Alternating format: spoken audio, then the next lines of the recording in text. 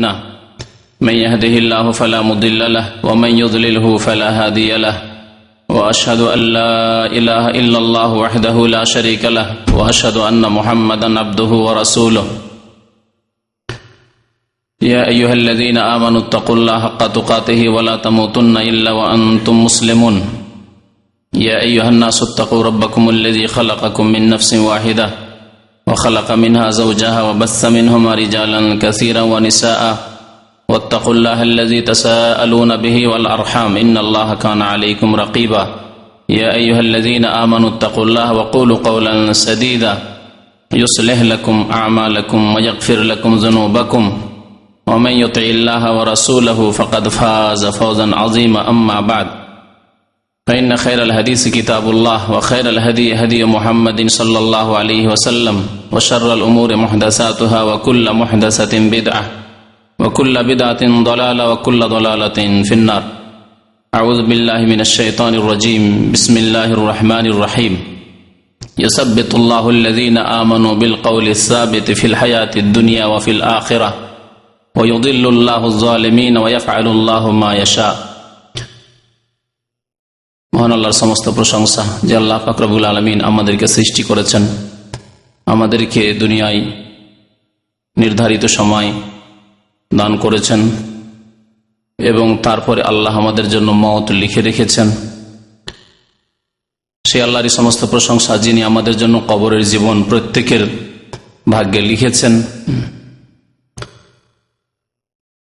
সেই আল্লাহরই যাবতীয় প্রশংসা যিনি তারপরে আমাদেরকে বিচার দিবসে ওঠাবেন এবং প্রত্যেকে তার সামনে জবাবদেহি করতে হবে। দরুদ ও সালাম নাযিল হোক প্রিয় নবী মুহাম্মদুর রাসূলুল্লাহ সাল্লাল্লাহু আলাইহি ওয়াসাল্লামের প্রতি, যিনি আল্লাহর রাসূল, শেষ রাসূল, তাকেও এই কবরে চলে যেতে হয়েছে। গত মাসে আলোচনা করেছিলাম মওত সম্পর্কে এবং সেই আলোচনায় যদিও চেষ্টা করেছিলাম যে মওতের সাথে কবরকে সেরে দেওয়া যায়, কিন্তু 1 ঘন্টায় সেই আলোচনা মওত সম্পর্কেই শেষ করা যায়নি। সুতরাং কবরের বিষয়টি বাকি রয়েছিল, সেই সম্পর্কে আজকে আপনাদের সামনে আলোচনা করব। এই কবরের জীবন এই সম্পর্কে আপনারা মধুর সুরে অনেক কথাই শুনেছেন, তবে আজকে মধুর সুরে শুনতে পাবেন না, কারণ তাতে আমি অভ্যস্ত নই। তবে কবর জীবন সম্পর্কে কোরআন এবং হাদিসে আল্লাহ পাক রব্বুল আলামিন কি বলেছেন, তাঁর রাসূল সাল্লাল্লাহু আলাইহি সাল্লাম কি বলেছেন এবং কবরে আমাদের কি হবে, কি অবস্থার সম্মুখীন হব এবং কবরের আযাব হওয়ার কারণগুলি কি এবং কবরের আযাব সম্পর্কে যারা সন্দিহান বা সংশয় রয়েছে তাদের খণ্ডন, এই কয়েকটি দিক নিয়ে আলোচনা করব ইনশাআল্লাহ তাআলা। আল্লাহ যেন আমাদেরকে ভালো কথা বলার তৌফিক দান করেন এবং আল্লাহ এবং রসুলের কথার উপর আমল করার জন্য তৌফিক দান করেন, আমিন ইয়া রাব্বাল আলামিন। আল্লাহ পাক রব্বুল আলামিন কোরআনুল কারীমে এই কবরের আযাবের কথা উল্লেখ করেছেন।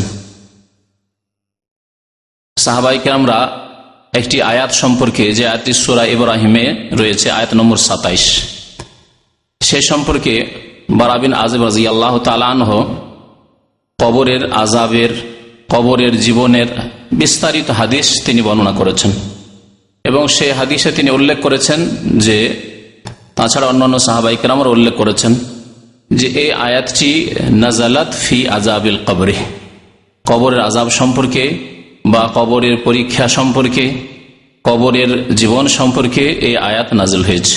আল্লাহ পাক সেই আয়াত ইরশাদ করেছেন, ইউসাব্বিতুল্লাহুল্লাযীনা আমানু বিল কওলিস সাবিত ফিল হায়াতিদ দুনিয়া ওয়া ফিল আখিরাহ। মুমিনদেরকে আল্লাহ পাক রব্বুল আলামিন অটল রাখবেন। আল্লাহ পাক মুমিনদেরকে অটল রাখবেন ফিল হায়াতিদ দুনিয়া, পৃথিবীতেও, দুনিয়াতেও, এবং অফিল আখিরা, আখিরাতে, পরকালেও, অর্থাৎ কবরের জীবনেও। আর এর আগে আমরা একটা সিলসিলা শুরু করেছিলাম, সিরিজ, যে আখিরাতের সিলসিলা, এবং এই সম্পর্কে প্রায় 15-র বেশি স্তর সম্পর্কে উল্লেখ করেছিলাম। আমাদের উদ্দেশ্য হচ্ছে সেই বিষয়গুলি এক একটি করে আলোচনা করা। তার মধ্যে কয়েকটি বিষয় নিয়ে আলোচনা হয়ে গেছে, আর বাকি বিষয়গুলি ইনশাআল্লাহ তাআলা ধীরে ধীরে সবগুলি এখানে ইনশাআল্লাহ মঙ্গলবারই আলোচনা হবে। তো আখিরাতের প্রতি ঈমানের একটি বিষয় হচ্ছে কবরের জীবন। কবরের জীবন সম্পর্কে আল্লাহ পাক যা বলেছেন, তাঁর রাসূল সাল্লাল্লাহু আলাইহি ওয়াসাল্লাম যা বলেছেন, তার প্রতি ঈমান নিয়ে আসা, বিশ্বাস করা হচ্ছে পরকালের প্রতি ঈমানের অন্তর্ভুক্ত। ঈমানের যে 6টি খুঁটি, 6টি স্তম্ভ রয়েছে, তার কত নম্বর বলুন তো দেখি? পরকালের প্রতি ঈমান কত নম্বর? কত নম্বর? 5ম নম্বর। পঞ্চম খুঁটি হচ্ছে আখিরাতের প্রতি ঈমান, পরকালের প্রতি ঈমান। তো পরকালের প্রতি ঈমানের অন্তর্ভুক্ত হচ্ছে কবরের জীবন সম্পর্কে আল্লাহ বা তাঁর রাসূল সাল্লাল্লাহু আলাইহি ওয়াসাল্লাম যা কিছু বলেছেন, যা কিছু আমাদেরকে জানিয়েছেন, সে সম্পর্কে আমাদের দৃঢ় বিশ্বাস থাকা। এই ঈমানে যদি সামান্যতম দুর্বলতা থাকে তাহলে আমাদের ঈমান থাকবে না, আমরা ঈমান হারিয়ে ফেলব, এবং যেই ব্যক্তির এই অবস্থা হবে সে মুসলিম বলে গণ্য হবে না। তো এই কবরের জীবন সম্পর্কে আল্লাহ পাক রব্বুল আলামিন বলছেন যে আল্লাহ পাক মুমিনদেরকে অটল রাখেন বিল কাউলিস সাবিত, ইউসাব্বিতুল্লাহুল্লাযীনা আমানু বিল কাউলিস সাবিত, অটল রাখেন দুনিয়াতে এবং আখিরাতে। কিন্তু কি দ্বারা অটল রাখেন? বিল কাউলিস সাবিত, অটল বাণী দ্বারা বা দৃঢ় বাণী দ্বারা। এই দৃঢ় বাণী কি সে সম্পর্কে নবী করিম সাল্লাল্লাহু আলাইহি ওয়াসাল্লামের হাদিসে রয়েছে যে কবরে যে প্রশ্নগুলি হবে মুনকার এবং নাকিরের, সেই প্রশ্নের উত্তর দেওয়া, মুমিনরা সেই প্রশ্নগুলির উত্তর দিতে পারবে। পক্ষান্তরে মুনাফিক, কাফের, মুশরিক তারা এর উত্তর দিতে পারবে না। তো কবরের আযাব বা কবরের জীবন সম্পর্কে প্রথম যে বিষয়টি নিয়ে আলোচনা করব তা হচ্ছে কবরের জীবনে একটি বিষয় ঘটবে, তাকে হাদিসের ভাষায় বলা হয়েছে ফিতনাতুল কবর। ফিতনাতুল কবর, ফিতনা মানে আমরা বুঝি ফিতনা মানে ঝগড়া বিবাদ, এগুলিকে আমরা ফিতনা বুঝি। তা আসলে ফিতনা মানে পরীক্ষা। মানুষ যখন ঝগড়া বিবাদে পড়ে তাতে পরীক্ষা রয়েছে। সে ঝামেলা মুক্ত হওয়ার চেষ্টা করছে না, ঝামেলায় যুক্ত হওয়ার চেষ্টা করছে, ঝামেলায় পড়ছে না, ঝামেলা থেকে বাঁচার চেষ্টা করছে, ইত্যাদি। এতেই পরীক্ষা রয়েছে। তো দুনিয়াতে যতগুলি ফিতনা রয়েছে এতে প্রথম কথা আল্লাহ পাক রব্বুল আলামিনের পরীক্ষা রয়েছে। বালা মুসিবত বিপদ আপদ রয়েছে, তাতে আল্লাহ পাক রব্বুল আলামিনের পরীক্ষা রয়েছে, যার ফলে দুনিয়ার ফিতনা বলা হয়। আর সবচেয়ে বড় ফিতনা হচ্ছে ইমানের ফিতনা, কারণ ইমান হারিয়ে যাওয়ার আশঙ্কা। ইমান নেই, সে হিমশিম খাচ্ছে। মুসলিম ছিল কি কবর মাজারে গিয়ে সেজদা করে জাহান্নামের রাস্তা ধরে নিল আর ইমানকে নষ্ট করে দিল। মুসলিম পরিবারে জন্ম নিয়েছে, নাস্তিক হয়ে গেল, কাদিয়ানি হয়ে গেল, বিদাতি হয়ে গেল, ইত্যাদি। এগুলি হচ্ছে ইমানের ফিতনা, আল্লাহর পরীক্ষায় পড়ে যাওয়া। এই জন্য ফিতনা মানে আরবি ভাষা আসলে পরীক্ষা। পরীক্ষার বেশ কিছু আরবি রয়েছে। ইবতিলা, বালা, ওইখান থেকে আমরা বালা বলি, বালা মুসিবত বলি না। বালা মানে আসলে পরীক্ষা। আল্লাহ বলছেন ওয়াবালাওনাহুম বিল হাসানাত ওয়াস সাইয়্যাত, আমি ভালো মন্দ দিয়ে তাদের পরীক্ষা করে থাকি। মানে বালা মানে পরীক্ষা। তো নবী করিম সাল্লাল্লাহু আলাইহি ওয়াসাল্লামের হাদিসে রয়েছে যে কবরের জীবনে ইবতিলা হবে, অর্থাৎ পরীক্ষা হবে। ইন্নাকুম তুফতানুনা ফিল কবর, তোমাদের সেখানে ফিতনা মানে পরীক্ষা হবে। কবরে পরীক্ষা হবে। এই পরীক্ষাকে ইমতিহান বলে, এই পরীক্ষাকে ইখতিবার বলে, বালা বলে, ফিতনা বলে, এগুলি সব পরীক্ষার অর্থে আরবি ভাষায়। তো কবরের জীবনে পরীক্ষা হবে একটি বিষয় রয়েছে। কবরের জীবনে হয় আল্লাহর নিয়ামত রয়েছে আর না হয় আযাব রয়েছে। শুধু আযাব নয়, আযাবও রয়েছে আর নিয়ামতও রয়েছে। মুমিন এবং সৎকর্মশীলদের, ইমানদারদের জন্য, ভালো আমলকারীদের জন্য আল্লাহর নিয়ামত রয়েছে কবরে। আর যারা গুনাহগার পাপিষ্ঠ তাদের জন্য রয়েছে আল্লাহর আযাব রয়েছে কবরে। এই জন্য দ্বিতীয় যে বিষয়টি সেটি হচ্ছে কবরের জীবনে আল্লাহর নিয়ামত অথবা আল্লাহর আযাব। নাইমুল কবরি ওয়া আযাবুহু, কবরের আযাব অথবা কবরের নিয়ামত, এই দুটির একটি অবস্থা হতে পারে। আর কবরের জীবনে যে আযাবগুলি হবে, কেন আযাব হবে, তো একটি করে আলোচনা শুরু করি। কবরের ফিতনা, এই কবরের আযাব সম্পর্কে বেশ কিছু হাদিস উল্লেখ করেছি। কবরের জীবনে আযাব যে হবে, আযাবের দুটি ধরন রয়েছে। একটি আযাব হচ্ছে স্থায়ী আযাব, স্থায়ী আযাব, চিরকাল আযাব হয়ে থাকবে। এক শ্রেণীর মানুষ রয়েছে যাদের কবরে চিরকাল আযাব, যেই দিন থেকে কবরে পৌঁছিল মরার পরে কিয়ামত পর্যন্ত, সিংহায় ফুৎকার দেওয়া পর্যন্ত আর কবর ফেটে ওঠা পর্যন্ত কবরের আযাব হতে থাকবে, আযাবে দাইম। আল্লাহ পাক রব্বুল আলামিন সূরা গাফির আয়াত নম্বর 46 ফেরাউন এবং ফেরাউনের সেনাবাহিনী, ফেরাউনের অনুসারী যারা মিশরে ছিল, জালেম কাফের, তাদের সম্পর্কে, কবরের জীবন সম্পর্কে আল্লাহ এখানে উল্লেখ করেছেন। কোরআন কারিমে এই আয়াতে কবর আযাবের কথা উল্লেখ করা হয়েছে। আন্নার ইউরাদুনা আলাইহা গুদুওয়ান ওয়া আশিয়া, জাহান্নামের আগুন পেশ করা হচ্ছে গুদুওয়ান ওয়া আশিয়া, সকালে এবং বিকালে। তাহলে সকাল বিকাল অর্থাৎ সারাদিন তাদের উপর আযাব চলতি আছে জাহান্নামের আগুনের। ওয়ায়াউমা তাকুমুস সাআত, এবং কিয়ামত যেই দিন কায়েম হবে সেই দিনও তাদের জন্য জাহান্নামের আযাব রয়েছে। তারপরে আল্লাহ পাক বলছেন আদখিলু আলা ফিরআউন আশাদ্দাল আযাব, হে আমার ফেরেশতারা, তোমরা ফেরাউনের বংশধরকে, ফেরাউনের অনুসারীদেরকে, ফেরাউনের ভক্তদেরকে কঠোর শাস্তিতে দাখিল করো। আদখিলু আলা ফিরআউন আশাদ্দাল আযাব। তাহলে এই আয়াতে আল্লাহ পাক রব্বুল আলামিন যেটি লক্ষণীয় বিষয় তা হচ্ছে কিয়ামতের দিনে আযাব হবে, তার আগে এক আযাবের কথা আল্লাহ উল্লেখ করেছেন। জাহান্নামের আগুন পেশ করা হচ্ছে সকালে বিকালে, এটি কিয়ামতের আগেই। তাহলে কিয়ামতের আগের জীবন হচ্ছে কবরের জীবন, কিয়ামতের আগের জীবন হচ্ছে কবরের জীবন। তো এইভাবে আল্লাহ পাক রব্বুল আলামিন কবরের আযাবের কথা এই আয়াতে উল্লেখ করেছে। তাহলে যারা ফেরাউনের মতো চরিত্রের কাফের, মুশরিক, মুনাফিক, এমনকি বেনামাজি ভাই থাকলে কষ্ট নেবেন না, আপনার সতর্ক করার জন্য বলছি আর আপনার সংশোধনের জন্য বলছি।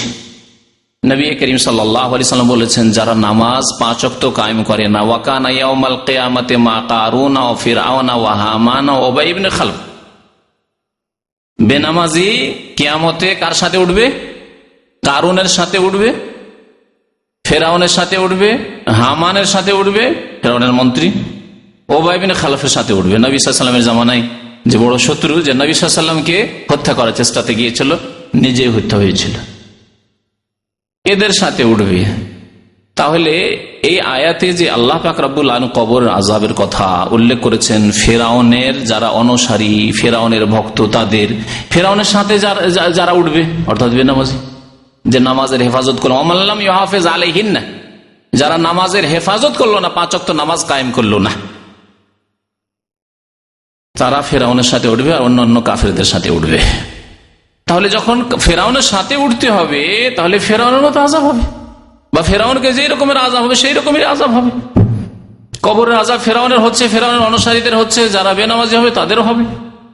সুতরাং নামাজ সম্পর্কে যাতে করে মুসলিম উম্মাহ সতর্ক হয়, কমপক্ষে মুসলিম উম্মাহ যদি মুসলিম থাকতে চায় তাহলে নামাজ কায়েম করবে। তো কবরের আযাব সম্পর্কে বেশ কিছু হাদিস রয়েছে এবং প্রত্যেকটি হাদিসে নতুন নতুন কথা রয়েছে। সুতরাং প্রত্যেকটা হাদিস থেকে যে হাদিসগুলি, কয়েকটি হাদিস উল্লেখ করছি আপনাদের সামনে।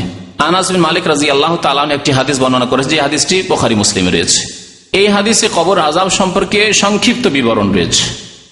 বুখারী মুসলিমে যে হাদিসটি রয়েছে কবর আযাব সম্পর্কে বা কবরের জীবন সম্পর্কে, তাতে একটু সংক্ষেপে উল্লেখ করা হয়েছে।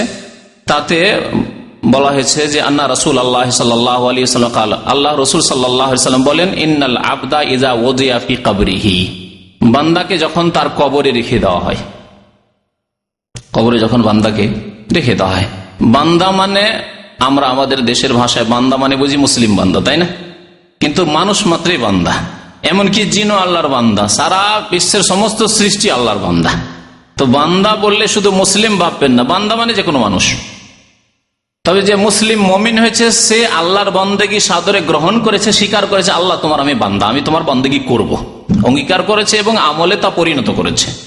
আর যে কাফের, যে মুশরিক, যে বেদিন, যে নাস্তিক, যে বেনামাজি, সে এই আল্লাহর বন্দেগীকে অস্বীকার করেছে অথবা তাতে অবহেলা করেছে, সে আল্লাহর বন্দেগী করেনি। কিন্তু যেই ক্ষেত্রে তার ক্ষমতা চলে না, সেখানে আল্লাহর যে নীতিমালা রয়েছে, সৃষ্টিগত নীতিমালা, সেই মোতাবেক চলতে বাধ্য। মুখে খায়, চোখে দেখে, হাতে ধরে, পায়ে চলে, এ হচ্ছে আল্লাহর বন্দেগী, গোলামি। কারণ এই ক্ষেত্রে সে পেরে ওঠে না, আল্লাহ পাক যেভাবে সৃষ্টি করেছে সেইভাবে তাকে চলতে হচ্ছে। কিন্তু এই বন্দেগী দিয়ে সে মুক্তি পাবে না যতক্ষণ পর্যন্ত স্বেচ্ছায় খুশি হয়ে অন্তর থেকে খুলুসিয়াতের সাথে আল্লাহর ইবাদত বন্দেগী না করবে।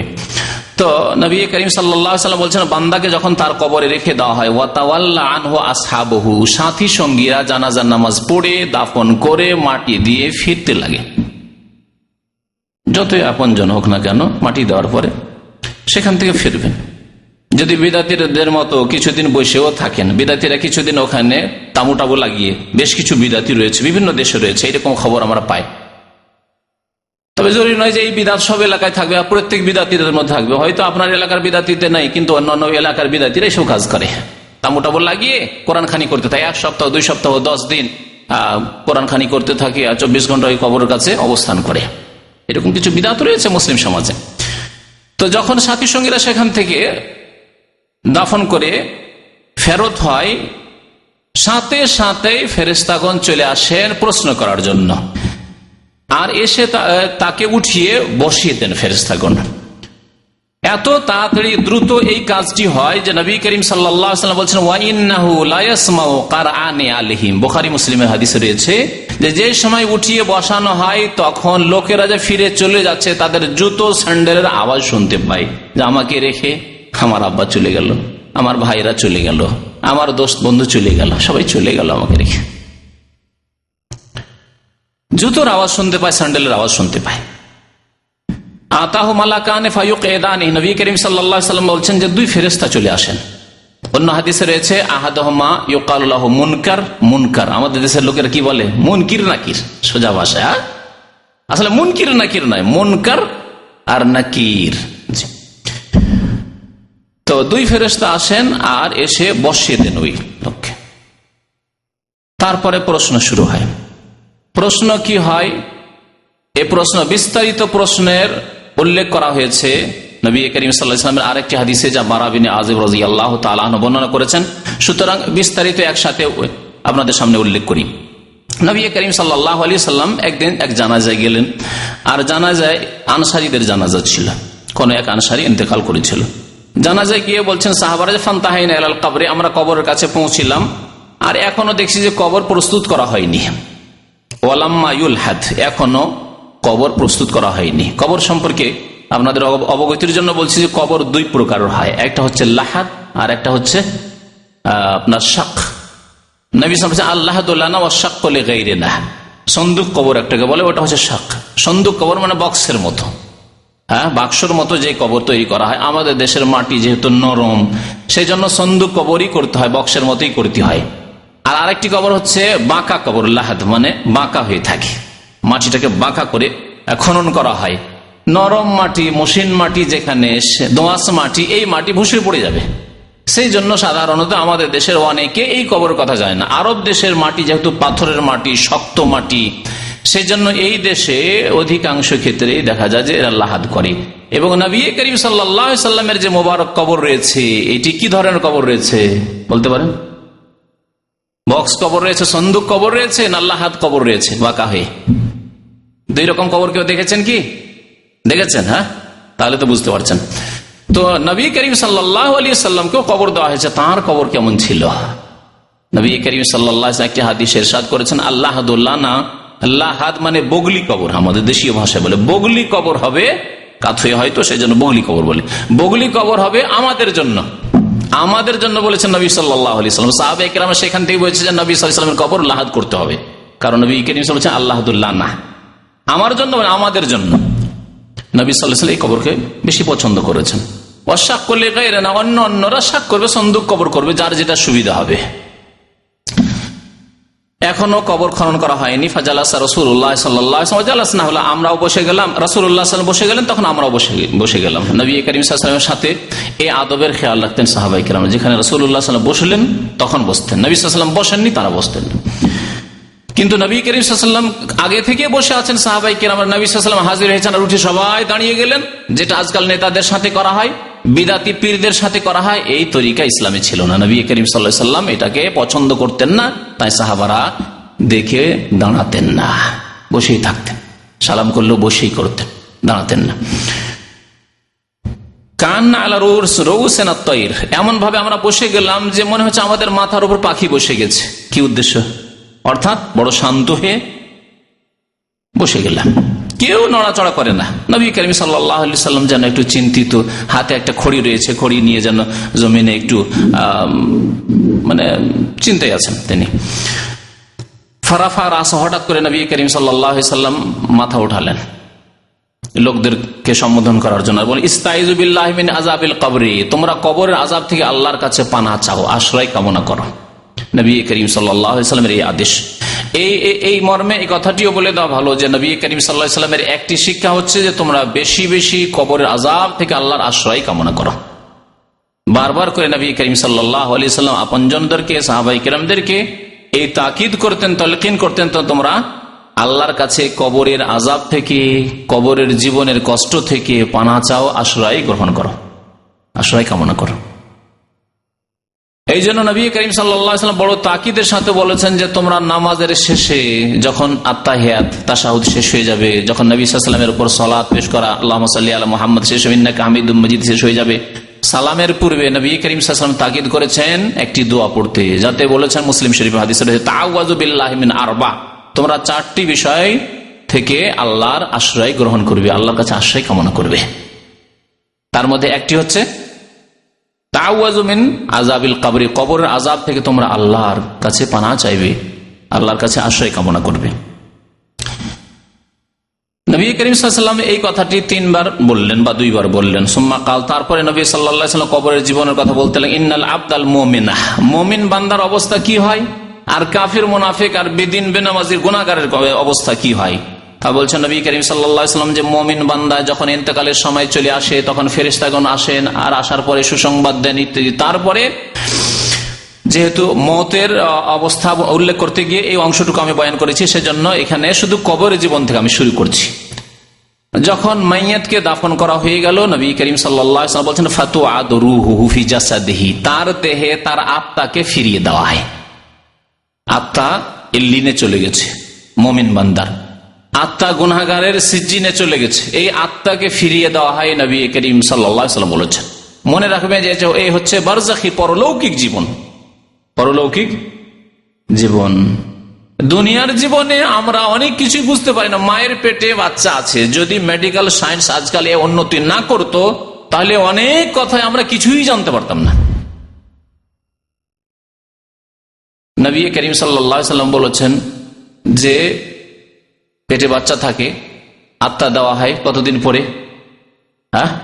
4 মাস পরে, 120 দিনে, 120 দিনে রূহ দেওয়া হয়, আত্মা দেওয়া হয়। তার নবী করিম সাল্লাল্লাহু আলাইহি ওয়াসাল্লাম থেকে এই সম্পর্কে জানলাম, না হলে আর জানার কোনো উপায় নেই। তারপর মেডিকেল সায়েন্স যখন উন্নতি করলো, তখন আপনার আল্ট্রাসাউন্ডে আপনি বুঝতে পারছেন কি অবস্থায় বাচ্চা আছে, আর কিভাবে আহার পাচ্ছে ইত্যাদি, সব কথাবার্তা জানলেন। ভালো অবস্থায় আছে না মন্দ অবস্থায় আছে, অনেক কিছু জানতে পারছেন যখন তার একটা পর্যায়ে পৌঁছে যাচ্ছে। তো পেটের বাচ্চার অবস্থা যখন আমরা অনেক কিছু এই দুনিয়ায় থেকে বুঝতে পারছি না, সামনে এটা আপনার স্ত্রীকে দেখে আপনি বুঝতে পারছেন না যে পেটে আমার বাচ্চা জীবিত আছে, সুস্থ আছে না অসুস্থ আছে, সম্পূর্ণ আছে না অসম্পূর্ণ আছে, বুঝতে পারছেন না।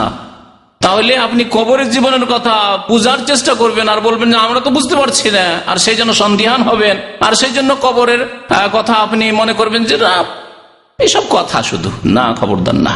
পরলৌকিক জীবন রূহ ফিরিয়ে দেওয়া হয়। কেমন করে ফিরিয়ে দেওয়া হয়? আপনি কবর খুলে বসে থাকলে আপনি দেখতে পাবেন না, কারণ এই চোখ হচ্ছে পার্থিব চোখ, দুনিয়ার চক্ষু। এই দুনিয়ার চক্ষু দিয়ে আখিরাতের বিষয়কে, বারজাখের বিষয়কে, পরলৌকিক জীবনের কোনো কিছুকে আপনি অবলোকন করতে পারেন না, দেখতে পারেন না। নবী করিম সাল্লাল্লাহু আলাইহি ওয়াসাল্লাম বলছেন যে ফায়াতিহি মালাকানে, 2 ফেরেশতা আসবেন, ফায়ুজলিসান, বসিয়ে দেবেন, ফায়াকুলানে লাহু, এখন প্রশ্ন শুরু হবে। একে বলা হচ্ছে ফিতনাতুল কবর, কবরের পরীক্ষা। এই কবরে 3টি প্রশ্নের মাধ্যমে পরীক্ষা হবে। এই কবরের প্রশ্নপত্র হচ্ছে মাত্র 3টি প্রশ্ন, তাতে মাত্র 3টি প্রশ্ন। আখিরাতে বিস্তারিত সারা জীবন সম্পর্কে উত্তর দিতে হবে। আর প্রথম প্রশ্ন হবে আখিরাতে বিচার দিবসে হাসরের ময়দানে গিয়ে নামাজ সম্পর্কে, সালাত সম্পর্কে।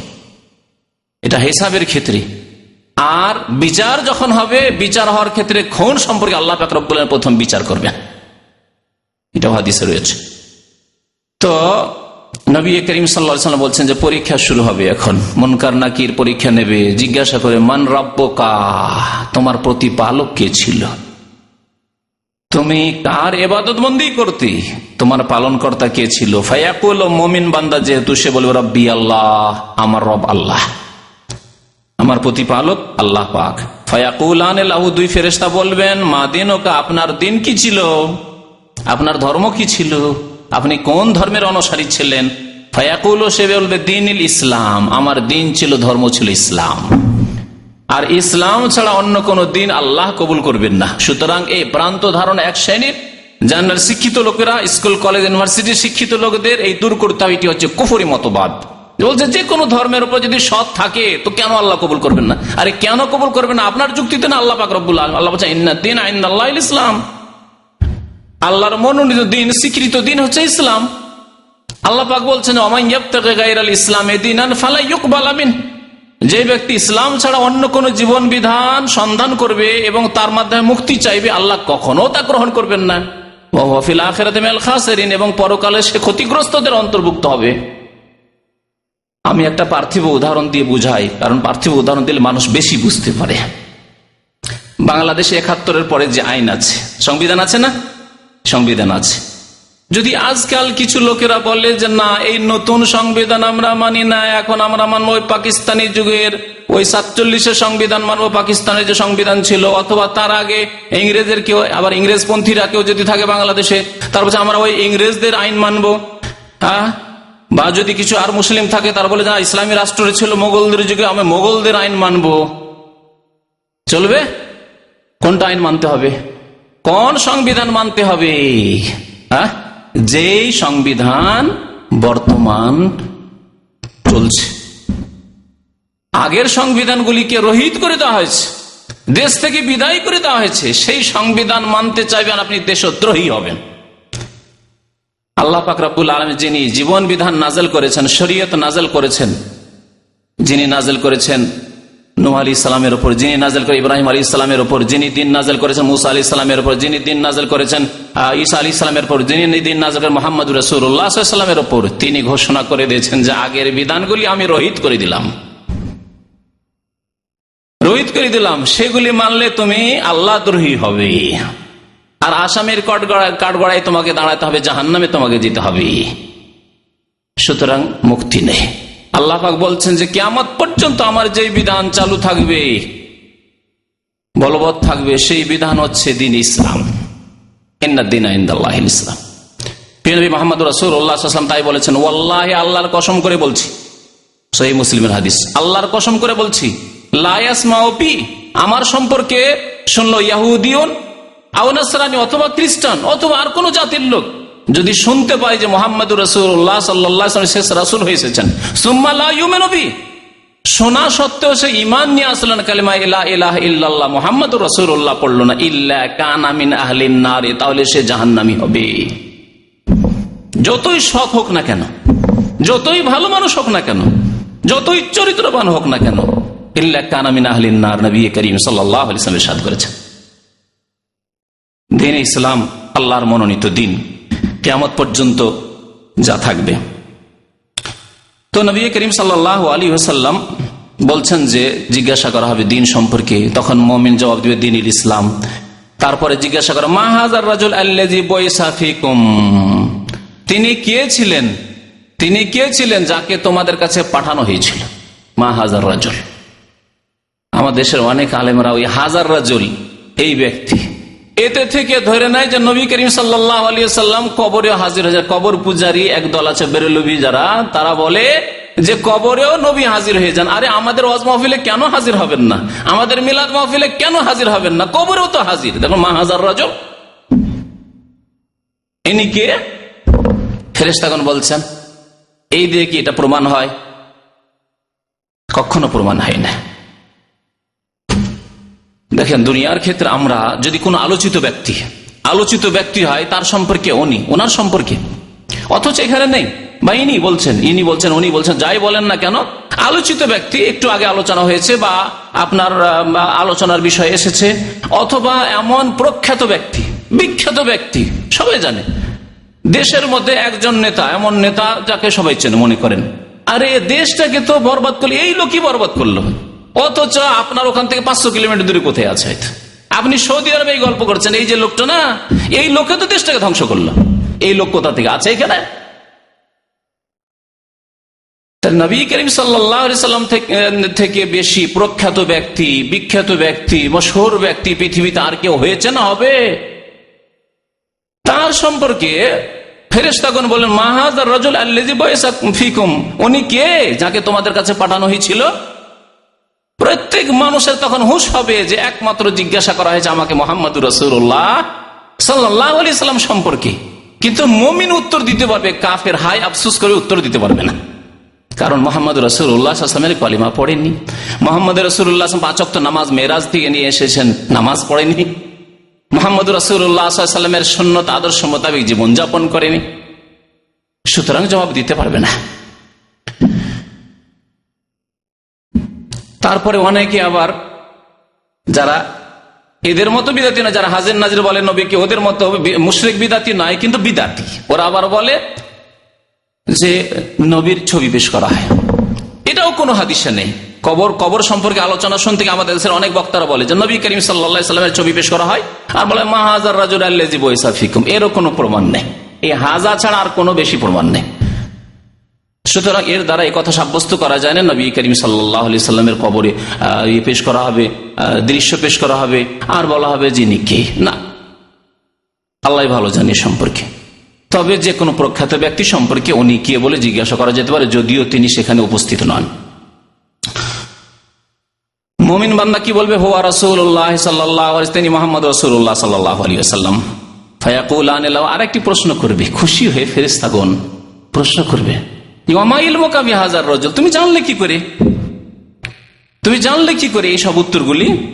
ফায়াকুল, বলবে কারাতু কিতাবাল্লাহ ফাআমানতু বিহি ওয়া সাদ্দাকতু, আমি আল্লাহর কিতাব পড়েছিলাম, কোরআনে কারীম পড়েছিলাম। কালকার যে কোরআন পড়া যারা তেলাওয়াত করতে পারেন, শুধু আরবি তেলাওয়াত করেই কি উত্তর দেওয়া যাবে? না কোরআনের অর্থ বুঝতে হবে, তাফসীর বুঝতে হবে? হ্যাঁ, শুধু আপনি আরবি পড়তে পারেন আর কোন রকম মানে তেলাওয়াত করতে পারেন, তা পড়েই বুঝে নিয়েছেন কোরআন? না, তাহলে বোঝা গেল যে কারাতু কিতাব, আল্লাহর কিতাব পড়েছি মানে তার তেলাওয়াতও পড়েছি, তাফসীরও পড়েছি, অর্থও পড়েছি, বুঝেছি, তা দিয়ে জেনেছি, এই উত্তরগুলি জেনেছি যে আমার রব আল্লাহ, আমার দিন ইসলাম এবং আমার নবী মুহাম্মদ সাল্লাল্লাহু আলাইহি ওয়াসাল্লাম। আল্লাহর কিতাব আমরা পড়েছিলাম, ফাআমানতু বিহি, ওর প্রতি ঈমান নিয়ে এসেছিলাম, ওয়া সাদ্দাকতু, এবং বিশ্বাস করেছিলাম। ফায়ুনাদি মুনাদি মিনাস সামায়, আকাশ থেকে একজন ডাক দেবে, আল্লাহর ফেরেশতা আল্লাহর পক্ষ থেকে ডাক দেবে, আন সাদাকা, অথবা আল্লাহ পাক রব্বুল আলামিন ডাক দেবেন, যেমন বলা আছে আন সাদাকা আবদি, আল্লাহ পাক ডাক দেবেন আন সাদাকা আবদি, আমার বান্দা, হে মুনকার নাকির, আমার বান্দা সত্য বলেছে, ঠিক বলেছে উত্তর। ফাফরিশুহু মিনাল জান্নাহ ওয়ালবাসুহু মিনাল জান্নাহ ওয়াফতাহু লাহু বাবান ইলাল জান্নাহ, সুতরাং এর জন্য জান্নাতের বিছানা বিছিয়ে দাও। ফাফরিশুহু মিনাল জান্নাহ, জান্নাতের বিছানা বিছিয়ে দাও। ওয়ালবাসুহু মিনাল জান্নাহ, জান্নাতের লেবাস পোশাক পরিয়ে দাও। ওয়াফতাহু লাহু বাবান ইলাল জান্নাহ, এবং জান্নাতের দরজা খুলে দাও তার জন্য। আল্লাহু আকবার। মুমিন বান্দা ভাগ্যবান, খুশনসিব। নবী করিম সাল্লাল্লাহু আলাইহি ওয়াসাল্লাম বলেন, ফায়াতিহি মিন রাওহিহা ওয়া তিবিহা, জান্নাতের দরজা যখন খুলে দেওয়া হবে, কবরে রয়েছে, মাটিতে শুয়ে আছে, আর জান্নাতের সুগন্ধি আসছে, জান্নাতের সুগন্ধি আসতে আছে, আরামদায়ক জীবন। ওয়ায়ুফাসসাহু লাহু ফি কবরিহি মাদ্দা বাসারিহি, এবং তার কবরকে এত প্রশস্ত করা হবে, যত দূর দৃষ্টি যাবে শুধু খোলা দেখবে। হ্যাঁ, 3.5 হাতের কবর, হ্যাঁ, আর চওড়া মাত্র হয়তো 1 হাত অথবা 1.5 হাত, কিন্তু যত দূর তাকাবে শুধু দেখতে পাবে, এত কোষারে এত প্রশস্ত করে দেওয়া আছে তার কবরকে, মুমিন বান্দার কবরকে। ওয়ায়ুফাসসাহু লাহু ফি কবরিহি মাদ্দা বাসারিহি ওয়া ইয়াতিহি রাসূলুন হাসানুল ওয়াজহ, একজন হঠাৎ করে একজন মানুষ এসে হাজির। এই প্রশ্নের উত্তর হয়েছে, আর একজন মানুষ এসে হাজির, খুবই সুন্দর দেখতে, হাসানুস সিয়াবের কাপড়ও খুব সুন্দর পরে আছে, তাইয়্যিবুর রিহ, আর সুগন্ধি তার শরীর থেকে ছড়াচ্ছে।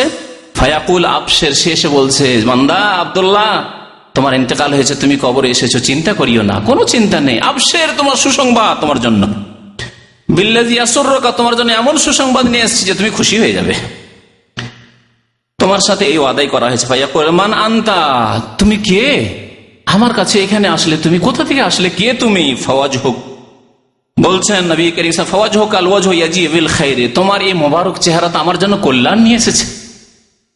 ভাগ্যবান আমি যে তোমার মতো লোক আমার সাথে দেখা করতে এসছে। তখন সে সুন্দর মানুষ বলবে, মানুষের রূপ ধরে এসে বলছে আনা আমালুকা সালেহ, আমি তোমার নেক আমল, আমি তোমার নামাজ, আমি তোমার রোজা, আমি তোমার কালেমা, আমি তোমার ইমান, আমি তোমার মাতা পিতার খেদমত, আমি তোমার হজ, আমি তোমার উমরা, আমি তোমার যাকাত ইত্যাদি সাদকা খায়রাত।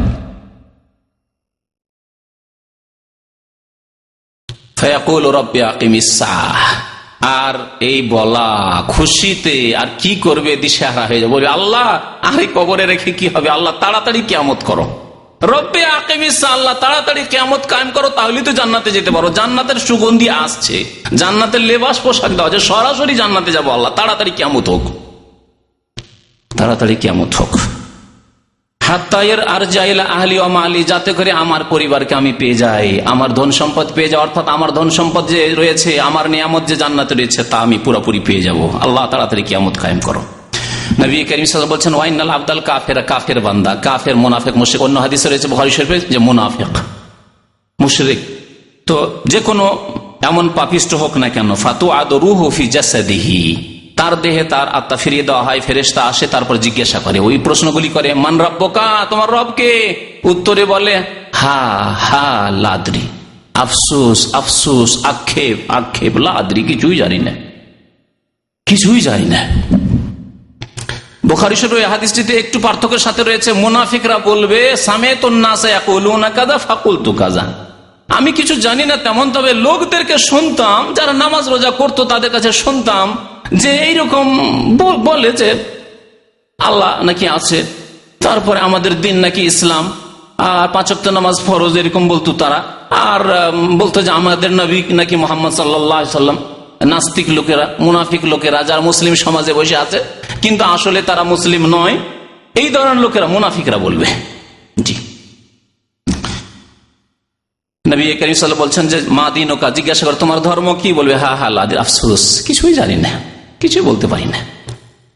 ফায়াকুলান ফাল্লাহু, জিজ্ঞাসা করবে মা হাযা রাজুল আল্লাযী বুইসা ফীকুম, তোমাদের মাঝে যে একজন ব্যক্তিকে পাঠানো হয়েছিল তিনি কে ছিলেন? বলবে হা হা লাদ্রি, কিছুই জানি না। ফায়ুনাদি মুনাদি মিনাস সামায়ে, আকাশ থেকে ডাক দাও, আল্লাহর পক্ষ থেকে ডাক দাও, আনকাযাবা আনকাযাবা। এখানে আল্লাহ আমার বান্দা বলবেন না, আনকাযাবা আব্দি বলবেন না। আল্লাহ এত সন্তুষ্ট এই কাফেরের উপর, মুনাফিকের উপর, মুশরিকের উপর, জালেমের উপর, গুনাহগারের উপর, যে আল্লাহ বলবেন যে আমার বান্দা ভুল বলেছেন না। ওই মুমিনের ক্ষেত্রে আল্লাহ পাক কিন্তু ডাক দিবেন আন সাদাকা আবদি, আমার বান্দা সত্য বলেছে। আর এখানে বলবে আন কাযাবা, মিথ্যা কথা বলেছে। বান্দা বলে আল্লাহ স্বীকার করবেন না। দেখেন আপনার যদি 2-4-5টি ছেলে থাকে আর একটা খুব প্রিয় থাকবে, এটা আমার ছেলে, তাই না? আর যেগুলি নাফরমান, বিরুদ্ধাচরণ করে, দুষ্টামি করে, বেশি বদমাশি করে, কথার বাইরে চলে যায়, এ আমার ছেলেই নয়। স্ত্রীকে বলছেন যে এটা তোমার, আমার নয়, তাই না? আল্লাহ পাক রব্বুল আলামিন বান্দা বলবেন না ওই মিথ্যুককে, আনকাযা, মিথ্যা বলেছে। লাদ্রি, জানে না, এই কথা মিথ্যা, আসলে জেনেছে।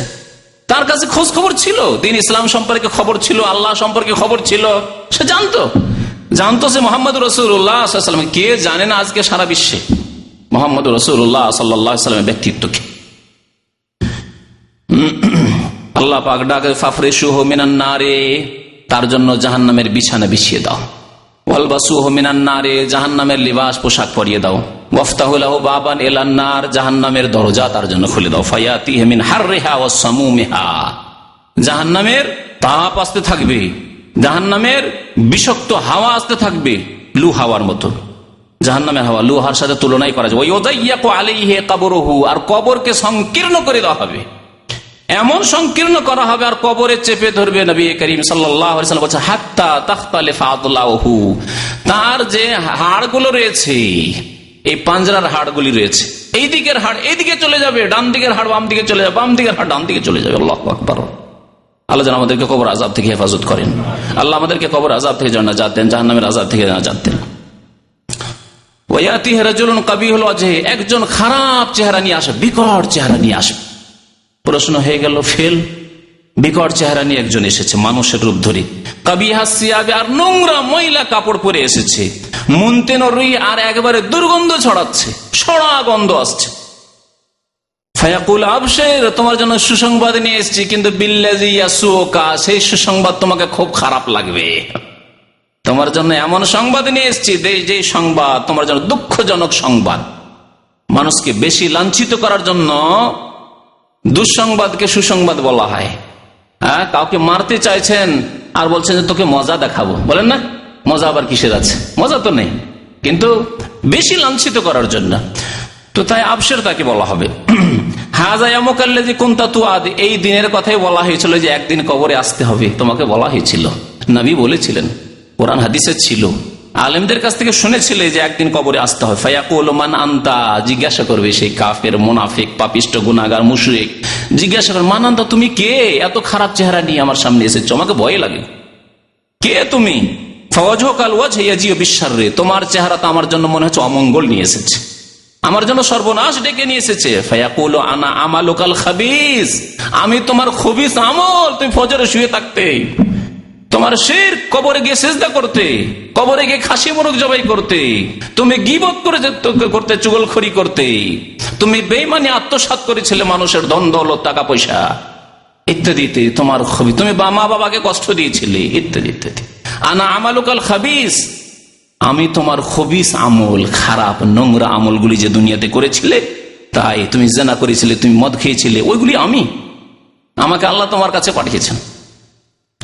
ফায়াকুলু, তখন বলবে যে এই এখনই যে এই অবস্থা, তো বাকি যে কি হবে? তাই সে কি বলবে? কাফের, মুশরিক, গুনাহগার, পাপিষ্ট কি বলবে? রব্বে লা তুকিমিস সাআ, আল্লাহ কিয়ামত কায়েম করিও না, আল্লাহ যা হবে এখানে হোক, আল্লাহ কিয়ামত কায়েম করিও না। কিয়ামত কায়েম হলে পুলসেরাত, বিচার, হিসাব নিকাশ, সারা জীবনের বিস্তারিত হিসাব দিতে হবে, জবাব দিতে হবে, আর জাহান্নামে যেতে হবে, চিরকাল জাহান্নামে থাকতে হবে। রব্বে লা তুকিমিস সাআ, এই ছিল, এটি হচ্ছে বিস্তারিত হাদিস, যা বড় সংক্ষেপে আপনাদের সামনে পেশ করলাম, পুরোটাই পেশ করিনি। তবে কবরের জীবনের সাথে সম্পর্কিত কথাগুলি প্রায় চলে এসেছে।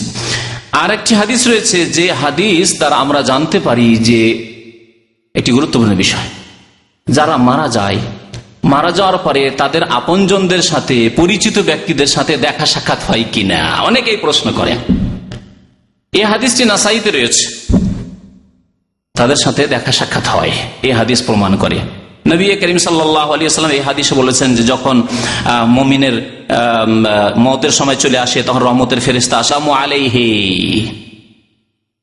মুমিনদের আত্মার কাছে, যেখানে কারো বাবা রয়েছে, কারো মা আগে চলে গেছে, ইন্তেকাল করেছে, রয়েছে দাদা দাদি রয়েছে, নানা নানি রয়েছে, ভাইয়েরা রয়েছে, আত্মীয় স্বজন রয়েছে, কারো স্ত্রী রয়েছে, কারো স্বামী রয়েছে, হয়তো স্ত্রী আগে মারা গেছে, স্ত্রী আগে আছে, পরে স্বামী যাচ্ছে, অথবা স্বামী আগে মারা গেছে, স্বামী চলে গেছে, আর এই বিধবা ইন্তেকাল হওয়ার পরে যাচ্ছে, আপনজনদেরকে পেয়ে গেছে। আর ওয়াহুল মুমিনিন, যদি মুমিন হয় আর নেক আমল থাকে, তাহলে গিয়ে সাক্ষাৎ হচ্ছে ওখানে। বলছেন নবী করিম সাল্লাল্লাহু আলাইহি সাল্লাম এই হাদিসে, যে তারা এত খুশি হয় যে যেমন দীর্ঘদিন কেউ যদি বিদেশে থাকে, অনেকে এখানে প্রবাসী জীবনে, আমরা প্রবাসী জীবনে 5 বছর, 7 বছর, 10 বছর, আমাদের কয়েক ভাই এখানে গেল, ছুটি গেল 10 বছর পরে, 10 বছর পরে দেশে যদি যায়, মা কত খুশি হবে, বাবা কত খুশি হবে, ভাই বোন কত খুশি হবে, কত খুশি হবে। দুনিয়াতে যে খুশি হয় দীর্ঘদিন পরে দেখা সাক্ষাতে, আপনজনের সাথে, বন্ধুদের সাথে, আত্মীয় স্বজনের সাথে দেখা সাক্ষাতে, তার চাইতে বেশি খুশি হবে ওই মুমিন আত্মারা, মুমিনদের যে রূহ রয়েছে, তারা খুব খুশি হবে একে পেয়ে। ফায়াসআলুনাহু, জিজ্ঞাসা করবে, যখন দুনিয়া থেকে আসলে নতুন নতুন এসেছে, জিজ্ঞাসা করে, মাজা ফাআলা ফুলানুন, আচ্ছা আমাদের গ্রামের ওই যে একজন বৃদ্ধ ছিলেন, ওনার কি খবর? আর ভাইগুলির কি খবর? আরো যে আমাদের ভাই ছিল, ভাইয়ের কি খবর? অমুক ব্যক্তির কি খবর? অমুক মহিলার কি খবর? আমার দাদির কি খবর? ইত্যাদি ইত্যাদি। আমার বাবার কি খবর? কি বল, আমার ছেলের কি খবর? আমার মেয়ের কি খবর?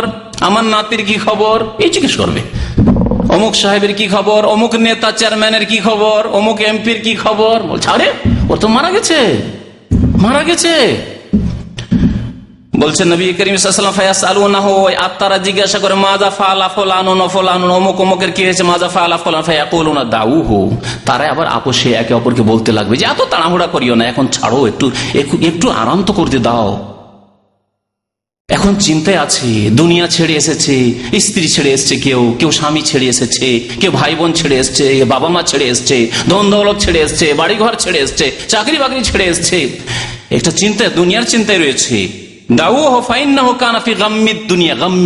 দুনিয়ার দুশ্চিন্তায় এখনো আছে, চিন্তা করছে যে আমার বাড়ির কি হইলো, হয় রে, কে দেখাশোনা করবে, আমার স্ত্রীকে দেখাশোনা করবে, আমার ছেলে মেয়েরকে দেখাশোনা করবে, আমার বৃদ্ধ বাবা মা ছিল তাদেরকে দেখাশোনা করবে, এইসব চিন্তায় ব্যস্ত আছে।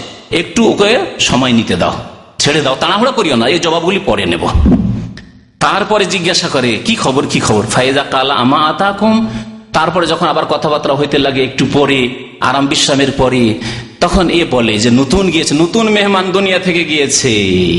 সে বলে, আচ্ছা ও চেয়ারম্যান সাহেব আপনাদের কাছে আসেনি, ওই এমপি আপনাদের কাছে আসেনি, ওই আমার আব্বা আপনাদের কাছে আসেনি, ওই আমার ভাই আপনাদের কাছে আসেনি, অমুকের স্ত্রী আপনাদের কাছে এখানে আসেনি, দেখা সাক্ষাৎ হয়নি? বলছে না, তা তো আসেনি, এখানে কোনো খোঁজ খবর নাই।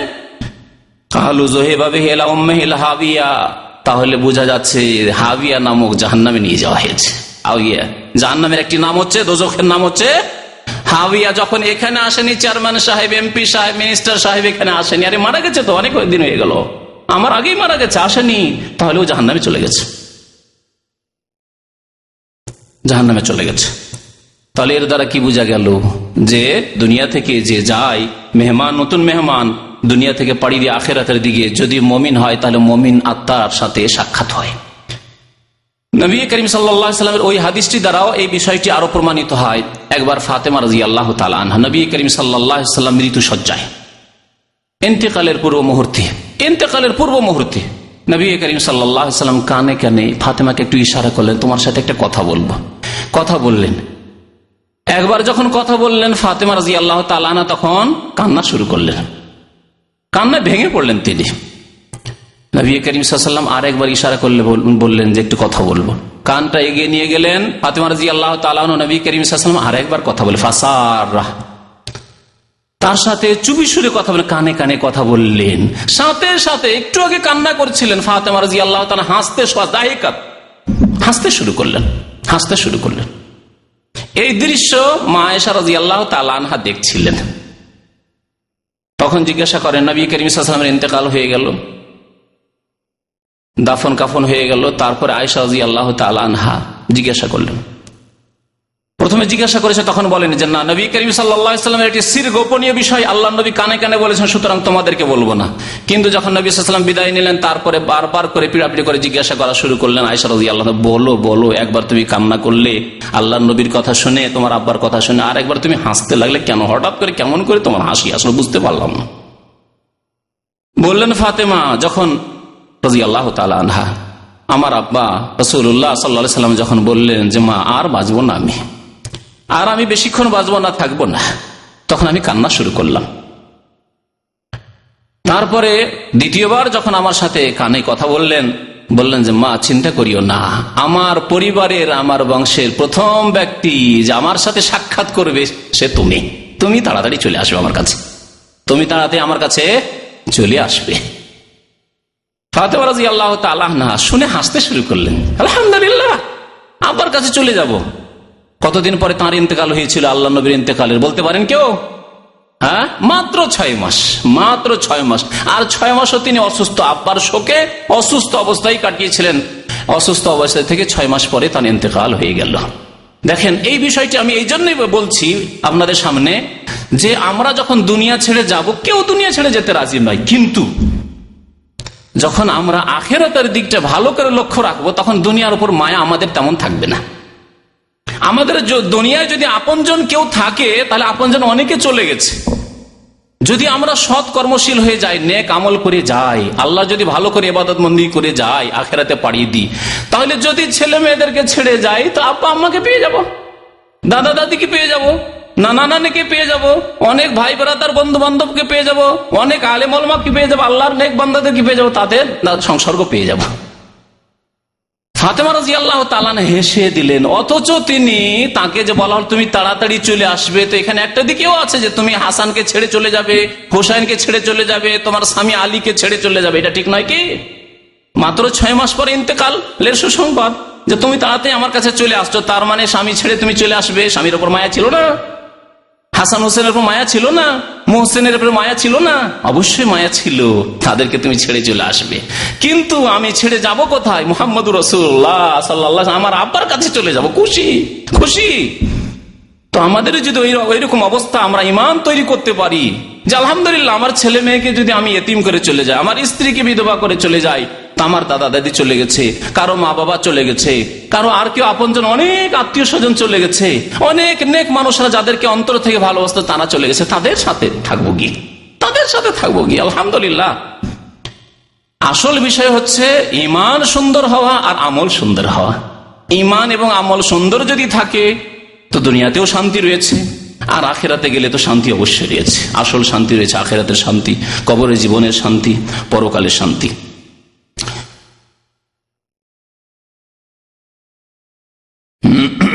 এই হাদিসটি নাসাইতে রয়েছে। তো তারপরে আরেকটি বিষয়, সময় শেষ হতে, আরেকটি বিষয় যেটা বলতে চাইছিলাম সেটা হচ্ছে যে কবরের আযাবের কারণ কি, কেন কবর আযাব হবে। নবী করিম সাল্লাল্লাহু আলাইহি সাল্লামের একটি হাদিসে রয়েছে এর মুখ্য কারণ শিরক। কয়েকটি কবরের পাশ দিয়ে নবী করিম সাল্লাল্লাহু আলাইহি সাল্লাম অতিক্রম করছিলেন, সেখানে আযাব হচ্ছিল, ওহীর মাধ্যমে নবী করিম সাল্লাল্লাহু আলাইহি সাল্লাম জানতে পারলেন। আর তারা ছিল মুশরিক, শিরক করে মারা গেছে। মনে রাখতে হবে এই ক্ষেত্রে যে কোনো কাবিরা গুনাহ হচ্ছে কবরের আযাবের কারণ।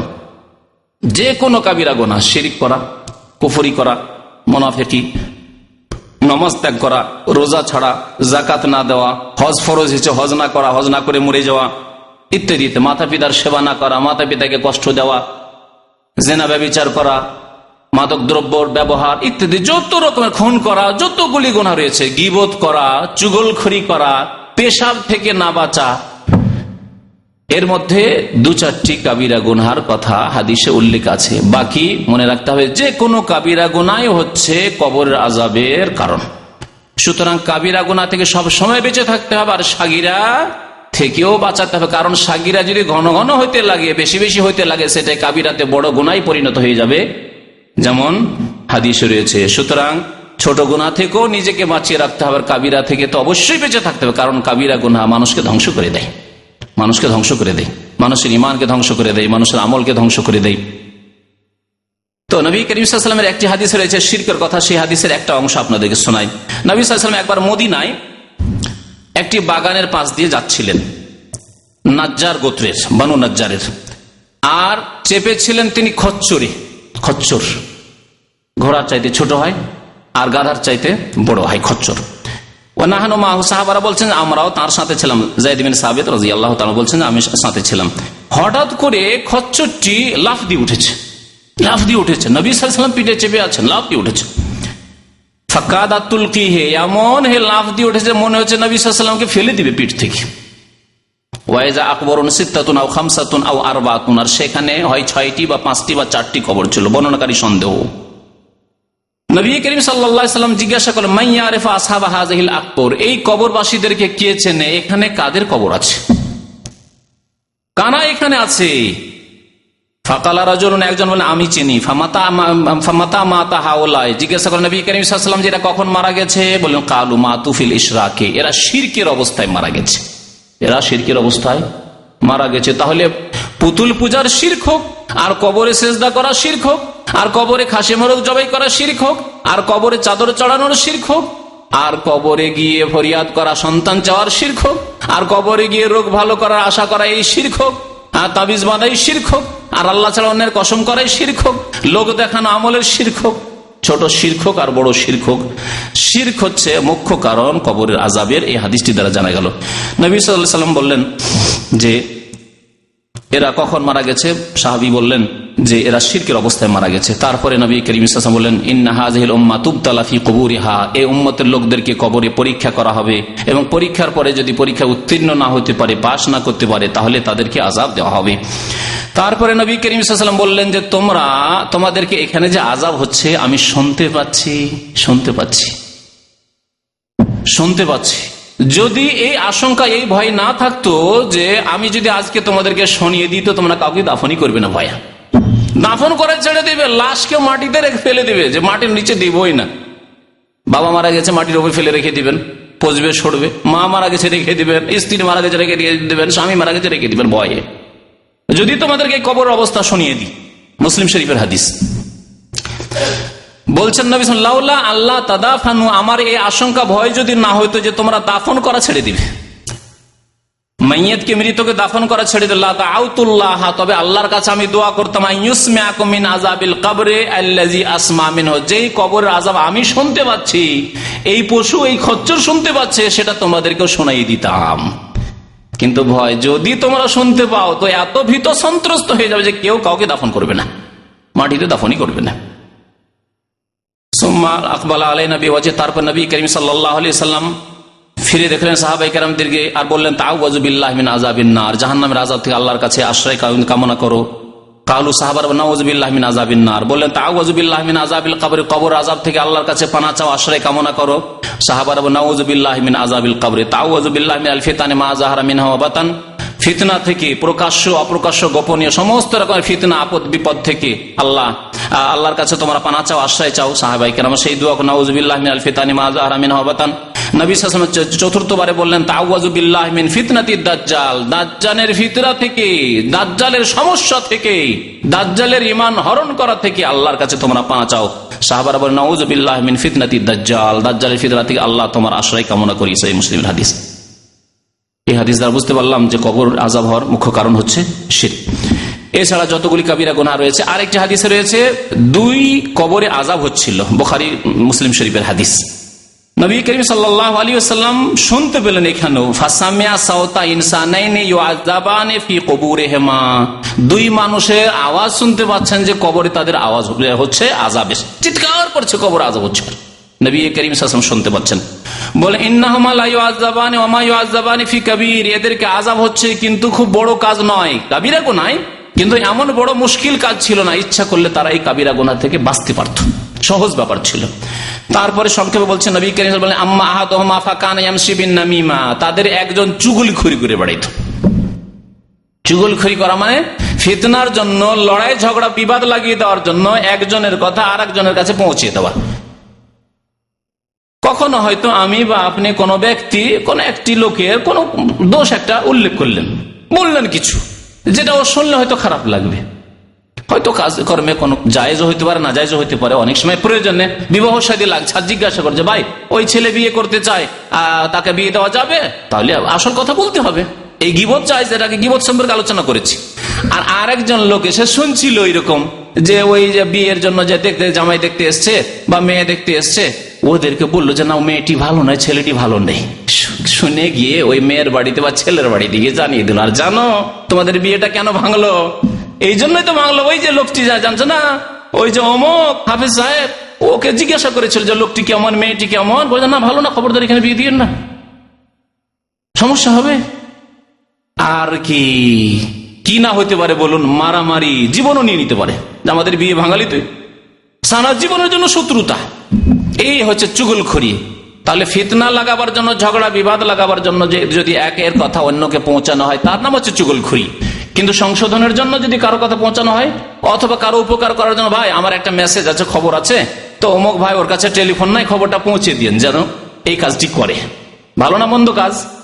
ভালো কাজ, কারণ আপনি ফিতনা লাগাবার জন্য করেন, উপকার করার জন্য করেছেন। তাহলে ফিতনা ঝগড়া বিবাদ লাগাবার জন্য যে একের কথা অন্যকে পৌঁছানো, তার নাম হচ্ছে নামিমা, চুগলখড়ি করা, কাবিরা গুনাহ। এর মাধ্যমে সম্পর্ক খারাপ, আপনজনদের মাঝে সম্পর্ক খারাপ হয়ে যায়। জি। আর আরেকজন কি করতো, লা ইয়াস্তাতিরু মিনাল বল, পেশাব করার সময় পর্দা করতো না, দাঁড়িয়ে পেশাব করা শুরু করতো যেখানে সেখানে। এক শ্রেণীর প্যান্ট পরা লোকের আছে, দাঁড়িয়ে যেখানে যেখানে পেশাব করছে, অথবা বসে করলেও দেখবেন নদীর আশেপাশে, নদীর পাড়ে যারা বাস করে তারা কি করে, নদীর পাড়ে কত লোক আসছে আর যাচ্ছে, আর মাথা নিচে করে পায়খানে বসে গেছে, দেখেছেন এরকম দৃশ্য? যেখানে নদী আছে, নদী এলাকার লোকেরা সব জানে, মাথা নিচে করে, চোখে চোখে না দেখলি হলো, 4 চোখে এক জায়গায় না হইলি হলো, বসে গেছে, পেশাব পায়খানা করতে বসে গেছে, আর ওদিকে দুঃখ দেখা দেখে না, সবাই দেখছে তাকে। যেটি হচ্ছে কাবিরা গুনাহ, কবর আযাবের কারণ। পেশাবের সময়, পায়খানার সময় পর্দা করতো না। আর একটি হাদিস মিন বাউলিহি, নিজের পেশাব থেকে বাঁচত না, পেশাব করার সময় শক্ত মাটি দিয়ে পেশাব করতে শুরু করলো, পেশাব ছিটে এসে কাপড়ে পড়লো, পায়ে পড়লো, ওই অবস্থায় থেকে গেল। নামাজ পড়লো, ওই অবস্থায় তো নামাজ পড়লো। আর যারা বেনামাজি তাদের তার পরোয়াই নেই, যারা নামাজ পড়ে না তাদের তার পরোয়াই নেই যে পেশাব গায়ে পড়লেই কি আর কাপড়ে পড়লেই কি, বরং তাদের প্যান্ট খারাপ থাকলেই সুবিধে, তাই না? তাদের কাপড় খারাপ থাকলেই সুবিধা। কারণ আমাদের দেশের বেনামাজিরা কুটুম বাড়ি গেলে, আত্মীয় স্বজনের বাড়ি গেলে, যদি নামাজি বাড়িতে যায়, দিনদার বাড়িতে, আমি দেখেছি আমার এক চাচাতো মামা, দূরের মামা, কোনো কাজে এসছে, আর আমার আপা খুব শক্ত মানুষ ছিল, ও পানি দিবেই দিবে, যতই বেনামাজি হোক পানি দিতে হবে, আমাদেরকে হুকুম করতে পানি দিয়ে আসো। পানি দিতে মামা নামাজ পড়বো না, তা আমাকে তো বলেই দিল আমি নামাজ পড়বো না। আমার আব্বা বলছে নামাজ পড়েন, বলছে কাপড় খারাপ। তো বেনামাজিদের আমাদের দেশে কাপড়ই খারাপ থাকে সব সময়, মহিলাদের তো মাসে 5 দিন খারাপ থাকে, আর বেনামাজিদের সারা মাস সারা জীবন খারাপ থাকে, সারা জীবন খারাপ থাকে এদেশে, ঠিক না? সব সময় বলবে যেখানে যাক না নামাজ পড়ে, বলছে কাপড় খারাপ। এদের কাপড় সবসময় খারাপ থাকে, কি বইতে থাকে আল্লাহ জানে।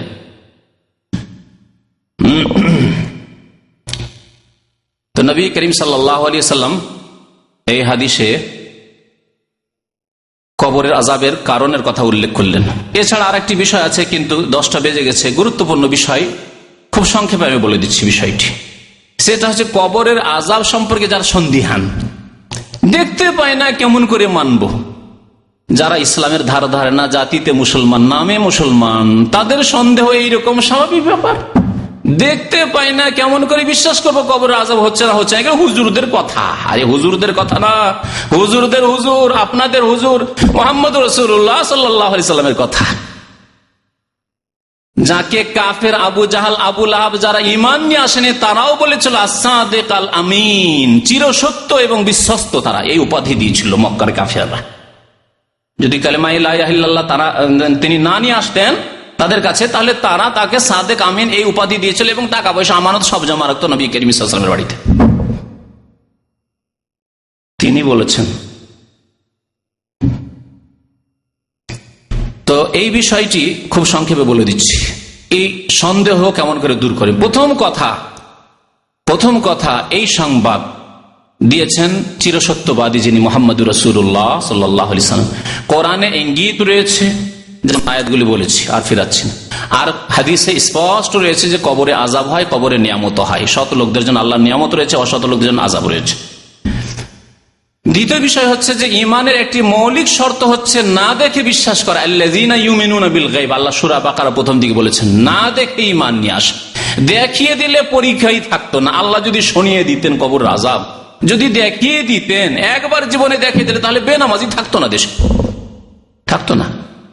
যে একবার শুনে নেবে, একবার দেখে নেবে, জীবনে বেনামাজি হইতে পারে না, বরং রাত্রে গিয়ে ঘুম আসবে না, তার সারা রাত, সারা জীবন ঘুম আসবে না। হাই কি হবে? আল্লাহ দেখিয়ে দিয়ে পাশ করাবেন না, শুনিয়ে দেওয়া হয়েছে, প্রস্তুতি নয়। প্রশ্নগুলি যদি ইউনিভার্সিটির প্রশ্নগুলি যদি দেখিয়ে দেওয়া হয় যে এগুলি তোমাদের পরীক্ষায় আসবে, তারপরে যদি পরীক্ষা না হয় তো কোনো লাভ আছে?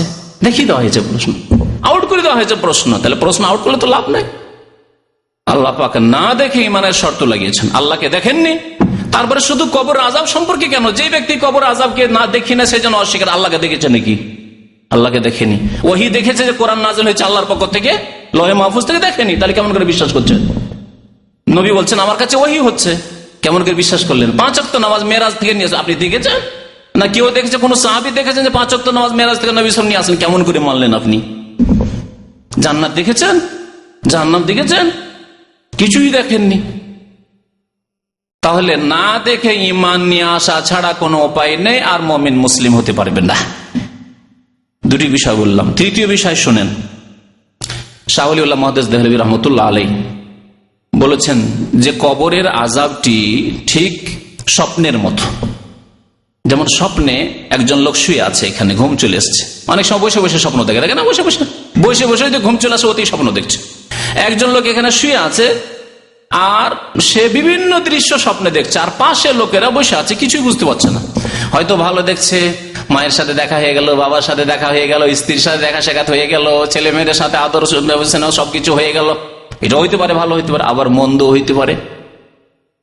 ঢাকা এয়ারপোর্ট থেকে নেমে যাচ্ছিল, আর ছিনতাইকারীরা ধরলো আর দিয়ে পেটে চাকু ঢুকিয়ে দিল, আর চিল্লাচ্ছে মাগো মাগো বাঁচাও বাঁচাও বাঁচাও করে চিল্লাচ্ছে। এরকম হয় না অনেক সময়? বাঁচাও বাঁচাও, বা চোরে তাড়ছে ডাকাতে তাড়ছে, এগুলো তো আমরা দেখি, যখন তখন দেখি এরকম স্বপ্ন।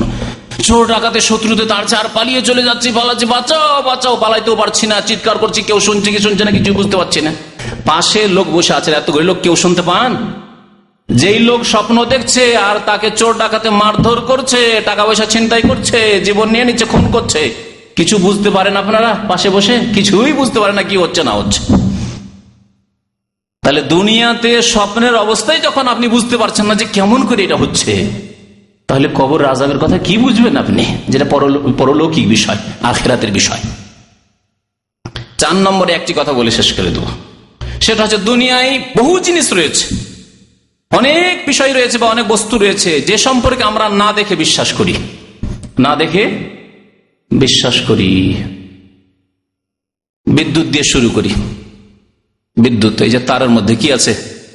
কারেন্ট আছে, দেখতে পাচ্ছেন কারেন্ট? আচ্ছা, এখন না হয় লাইট জ্বলছে, লাইট যদি না জ্বলে, এমনি কারেন্টের তার, বিশ্বাস করছেন না করছেন না যে এতে কি আছে?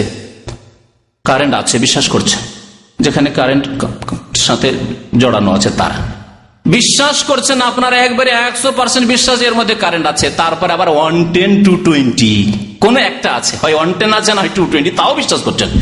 আপনি কোনদিন দেখতে পাচ্ছেন তারের মধ্যে যে 110 লেখা আসছে আর 220 লেখা আসছে, বিশ্বাস করছেন আপনি। তারপরে এটাও বিশ্বাস করছেন যে এতে যদি হাত দিই তাহলে আমাকে ধরে নেবে, মেরে দিবে, জীবন চলে যাবে, বিশ্বাস করছেন আপনি। এটাও বিশ্বাস করছেন যদি আমি বিশেষ অবস্থায়, যারা ইলেকট্রিশিয়ান তারা বেশি বুঝে, বিশেষ অবস্থায় থাকি, কিসের? শুকনো কাঠের ওপর পা দিয়ে, শুকা কাঠের ওপর পা দিয়ে যদি থাকি আর যদি কারেন্টে হাত দেয় তো ধরবে? হ্যাঁ, ইঞ্জিনিয়ার সাহেব ধরবে কি? ধরবে না। এটাও বুঝছেন যে শুকনো কাঠের ওপর পা দিয়ে আছি, সেই জন্য কারেন্ট ওই তারে হাত দিয়েছেন, ধরবে না আপনাকে, বিশ্বাস করছেন। এটা বিশ্বাস করেন না? বিশ্বাস করছেন। আর যদি ভিজা থাকে, একটা ভিজা আছে, মাটির কোন রকমের আর্থ পাচ্ছে, রস পাচ্ছে, তাহলে ধরবে না? ধরবে না? ধরবে। এগুলো সব কথা বিশ্বাস করছেন মানুষের তৈরি করা বিদ্যুৎ সম্পর্কে, আর আল্লাহ পাকের তৈরি করা কারখানা, কবরের দৃশ্য আর আখিরাতের দৃশ্য, সে সম্পর্কে আপনি ঈমান নিয়ে আসবেন না, আর এমনিতেই মুসলমান হয়ে যাবেন আপনি। তাহলে দুনিয়ার বহু ক্ষেত্রে আমরা বিশ্বাস করি। আজকে না কালকে কি আমাদের এক ভাই বলছিল যে বঙ্গোপসাগরে তুফান আসছে, তুফান এসেছে, হয়তো অনেকের কাছে খবর আছে, তুফান আসছে আর কাছাকাছি চলে এসেছে, আর বাংলাদেশের উপরে আক্রমণ হতে পারে, হ্যাঁ, এর প্রভাব পড়তে পারে, ঠিক না? শুনেছেন না? কি করে বিশ্বাস করে নিচ্ছেন আপনি? মানুষে বললো একজন, আমি একজনের কাছে শুনেছি, তার কথা বিশ্বাস করেছি, 10 জনও বললো তার কথা বিশ্বাস করলেন, আর মুহাম্মদুর রাসূলুল্লাহ সাল্লাল্লাহু আলাইহি ওয়াসাল্লাম কবর আযাবের কথা বলছেন, তার কথা বিশ্বাস করবেন না আপনি? আল্লাহ পাক বলছেন, তার কথা বিশ্বাস করবেন না আপনি? আম্বিয়া কেরাম সবাই বলেছেন, তাদের কথা বিশ্বাস করবেন না আপনি? কার কথা বিশ্বাস করবেন আপনি? আরো বলি এইরকম যারা সংশয় রয়েছে, কুফরিত রয়েছে, তাদেরকে যে আপনার মায়ের কথায় আপনি বিশ্বাস করেছেন, আমার মায়ের কথা আমি বিশ্বাস করেছি, এটা আমার বাবা, বিশ্বাস করিনি। কেউ কি দেখেছেন যে আসলে বাবা কিনা? কেউ দেখেননি। তারপরে বিশ্বাস করে ছোট থেকে যখনই মুখ ফুটেছে 2 বছর 2.5 বছর, তোমার বলছে যে এটা তোমার আব্বা, এটা তোমার আব্বা, ওই আব্বা আব্বা কোথায় এত আব্বা করছে, আব্বাই বলছি সারা জীবন, আর পুরো ইমান বিশ্বাসে যে এটাই আমার আব্বা, বিশ্বাস করছেন মায়ের কথা। তারপরে আত্মীয় স্বজন, খালা, ফুফু, নানি, না দাদি, এসব বলেছে, এরা বলেছে যে এটা তোমার আব্বা, এটা তোমার আম্মা, এসব বিশ্বাস করেছেন আপনি। দুনিয়া আমরা সব কথাই বিশ্বাস করি, কিন্তু আখিরাতের ক্ষেত্রে যখন আসে তখন শয়তান আমাদের অনেককে গুমরাহ করে দেয়, পথভ্রষ্ট করে দেয়। যখন কবরের জীবনের কথা আসে তখন শয়তান আমাদের অনেককে গুমরাহ, পথভ্রষ্ট করে দেয়। আল্লাহ যেন আমাদেরকে ঈমান সুন্দর করা তৌফিক দান করেন। আল্লাহ আমাদের কবরের জীবন যেন সুখী করেন, আমাদের আখিরাতের জীবন সুখী করেন। আল্লাহ দুনিয়াতেও আমাদেরকে সুখী করেন। রব্বানা আতিনা ফিদ দুনিয়া হাসানা ওয়া ফিল আখিরাতি হাসানা ওয়া কিনা আযাবান নার। ربنا ظلمنا أنفسنا وإن لم تغفر لنا وترحمنا لنكونن من الخاسرين ربنا هب لنا من أزواجنا وذرياتنا قرة أعين واجعلنا للمتقين إماما وصلى الله على نبينا محمد وعلى آله وصحبه أجمعين. আচ্ছা, আমাদের এক ভাই এখানে আসেন, ওনার আম্মা ইন্তেকাল করেছে, দোয়া চেয়েছে আপনাদের কাছে, দোয়া করেন আল্লাহ যেন তাকে জান্নাতবাসী করে, তার গুনাহ খাতা মাফ করে, তার কবরের বালা মুসিবতকে যেন দূর করে, কবরের পরীক্ষা আল্লাহ যেন পাশ করার তৌফিক দান করেন, আমিন। এমন এমন কোন স্থান আছে কি যেখানে কবর দিলে আযাব হয় না? জানা নেই এমন। তবে মদিনায় ইন্তেকালের ফজিলত রয়েছে, কিন্তু বেআমলদের জন্য নাই। যাদের আমল সৎ আমল রয়েছে, অতিরিক্ত মদিনায় যদি ইন্তেকাল হয় তার ফজিলত রয়েছে। জি, মদিনার ফজিলত সম্পর্কে ইনশাআল্লাহ তার বিস্তারিত বক্তব্য করব। আর বাকি এমন কোন স্থান নেই যে স্থানে কবর দিলেই আযাব হবে না, না, এমন কিছু নেই। এছাড়া অনেক বিভ্রান্তিকর কথাবার্তা, শিরকি কুফরি বিদআতি কথাবার্তা রয়েছে, যে পীরের সাজরা নামা লিখে দেয়, পীরের সিলসিলা লিখে দেয় মুরিদদেরকে, যে এটা যদি কাফনে বেঁধে দেয় তাহলে মুনকার নাকির এসে ওটা খুলে দেখবে, আরে হ্যাঁ পীরের সাজরা নামা আছে, আর জিজ্ঞাসাই করবে না, মান রাব্বুকা মা দীনুকা, মান নবী জিজ্ঞাসা করবে না। এইসব কথাবার্তা রয়েছে পীরতন্ত্রে।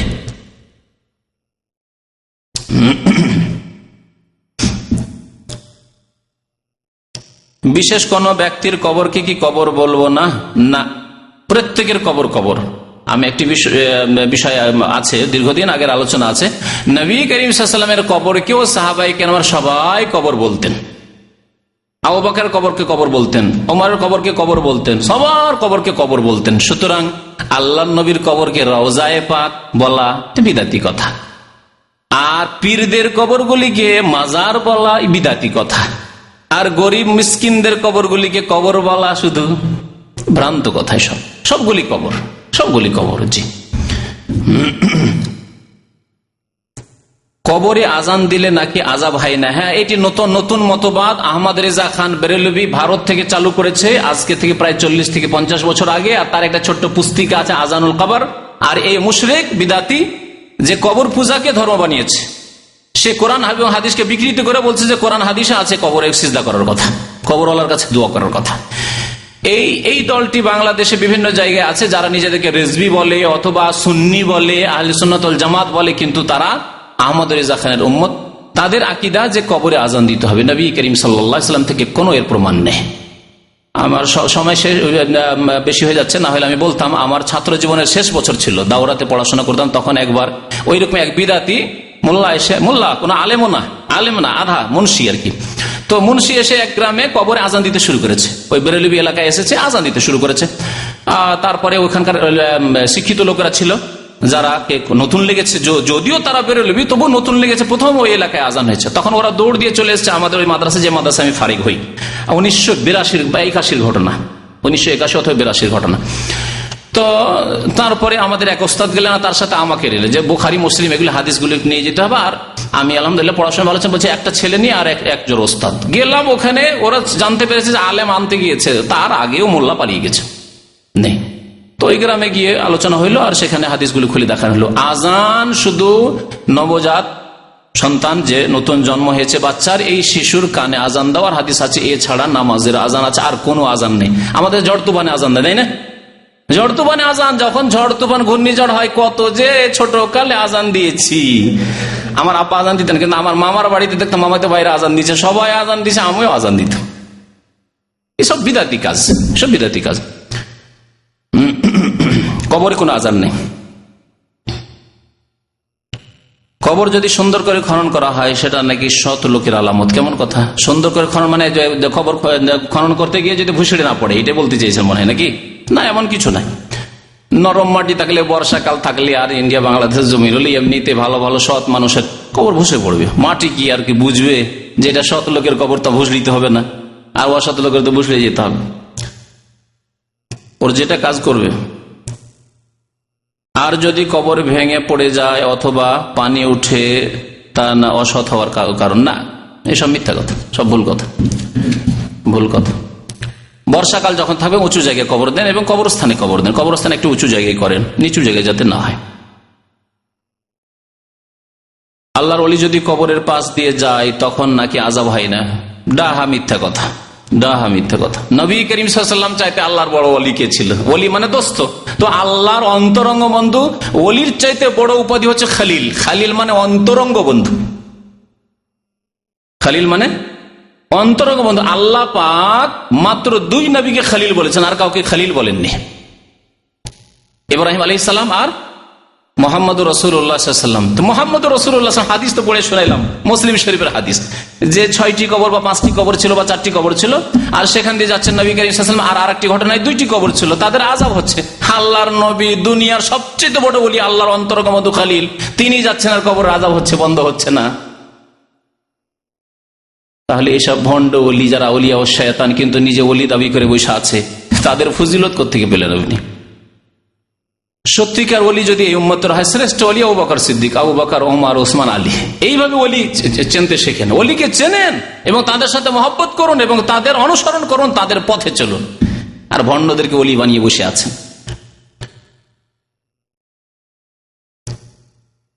যারা কবর খনন করবে তাদের কি গোসল করতে হবে? কবর খনন করার ক্ষেত্রে নেই, যারা গোসল দিবে, একটি হাদিস আছে, যারা গোসল দিবে তারা গোসল করবে, এই গোসল করা সুন্নাত। জি। যদি কেউ কবরের পাশে কাঁচা ডাল বা গাছ লাগিয়ে দেয় তাহলে কি আযাব কম হবে? না। তবে নবী করিম সাল্লাল্লাহু আলাইহি সাল্লাম গাছ লাগাননি, ডাল পুঁতেছিলেন দুটো। যখন ওই 2টি কবরে, সময়ের স্বল্পতার জন্য ওই হাদিসটাকে সংক্ষেপ করে দিচ্ছি, তাদের 2টো খেজুরের ডাল কেটে পুঁতে দিয়েছিলেন আর বলেছিলেন যে লাআল্লাহু আন ইউখাফফাফা আনহুমা মা লাম ইয়াইবিসা, আমি আল্লাহর কাছে আশা করি যে যতক্ষণ এইগুলি শুকায়নি, যতদিন শুকায়নি এই ডালগুলি, ততদিন কবরের আযাব কি হবে? শেষ হয়ে যাবে না, ইউখাফফিফ, হালকা হবে বলেছিলেন। তারপরে যতদিন শুকায়নি বলা হচ্ছে কেন?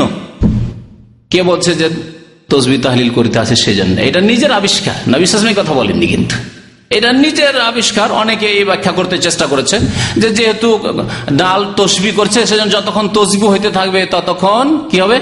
আযাব হালকা হবে। আপনাদেরকে একটা জিজ্ঞাসা করি এর খণ্ডন করার জন্য, শুধু কাঁচা জিনিসই তসবিহ করে, শুকা জিনিস তসবিহ করে না? বলুন। আল্লাহ কোরআনে কি বলেছেন? ওয়াইন মিন শাইইন ইল্লা ইউসাব্বিহু বিহামদি, পৃথিবীতে যে কোনো বস্তু, তো বস্তু শুকাও হয়, কাটাও হয়।